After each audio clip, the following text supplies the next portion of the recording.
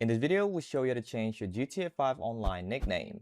If you find this useful, then please consider subscribing and liking the video. Alright, so your GTA Online name isn't actually set inside the game. It's tied up to your Rockstar Games social club account. So if you want to change your nickname, you need to change it from there. Open up your browser and go to rockstargames.com. Now once you're here, you're going to log into your account. Just click the icon on the top right and hit sign in. After you sign in, click the profile picture on the top right and then click on account and manage account.